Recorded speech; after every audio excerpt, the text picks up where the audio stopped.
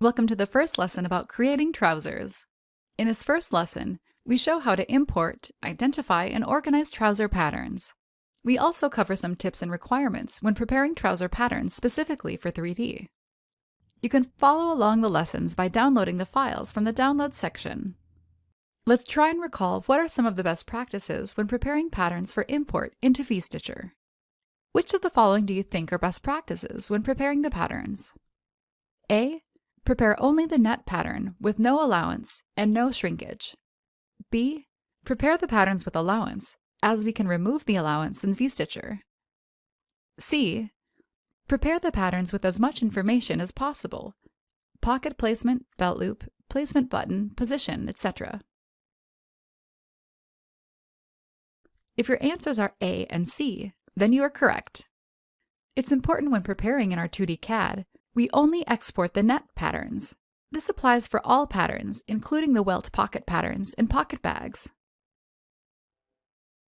We highly recommend the patterns also include all necessary markings for details such as pockets, button placements, belt loops, and so on. Yes, we can add those markings while creating the garment in VStitcher, but having all those markings already available when we import the pattern is more efficient. It is also important to export only the necessary patterns. Let's start by importing the DXF file. We go to File, Import, then select the DXF file. We want to ensure that Detect Corner Points and Import DXF Turn Points are both selected, as this optimizes the number of corner points on the patterns and makes it easier to clean them up. We rotate the patterns to be at 90 degrees. To revisit or understand more about point optimization, watch the Import DXF lesson in the 101 Garment Creation course. Trouser creation can be comparable to pants creation, but with more details like the fly, pockets, belt loops, and darts.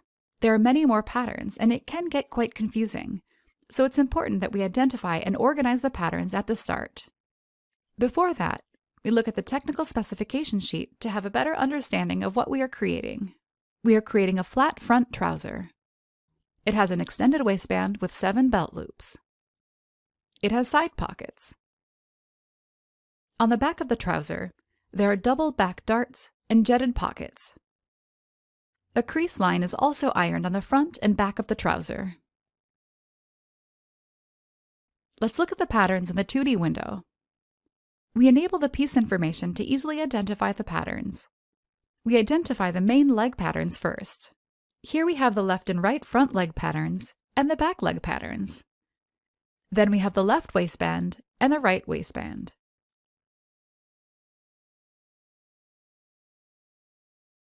We place the belt loop patterns above the waistband patterns. For the fly of the trouser, we have the fly pattern and the fly facing. Then we have the jetted coin pocket patterns and the flap.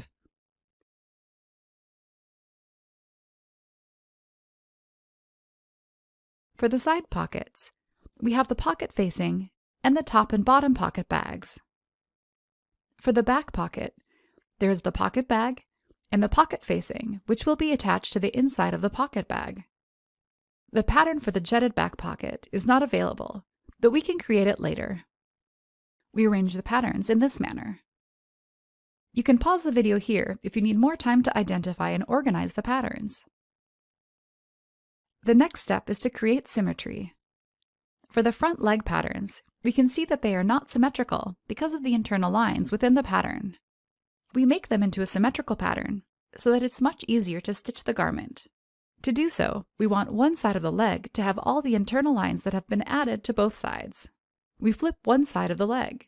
Let's flip the wearer's right pattern. Now we overlap 2 front leg patterns. We enable Snap to Point to ensure the patterns are properly aligned. We need to copy over this pocket placement. We turn off textures in the 2D window, then select the internal line that was visible on the pattern which we flipped, and convert it into a floating line. Now we select the floating line and convert it back to an internal line. Now we delete the pattern which we have flipped. The next step is to create X symmetry for the pattern. Then we need to clear the symmetry property for some of the internal lines. We want the internal line for the J-stitch to only be on the Where is Left pattern. So we click that internal line on the Where is Left and clear the symmetry property. And now let's deal with the pocket placement, which is to only be on the Where is Right pattern. We do the same for the pocket placement, but this time we select the internal line on the Where is Right leg pattern. Next, we create X symmetry for the back pocket bags, the slanted side pocket patterns, and the back leg pattern. We rearrange the patterns in the 2D window and ensure they are organized like this.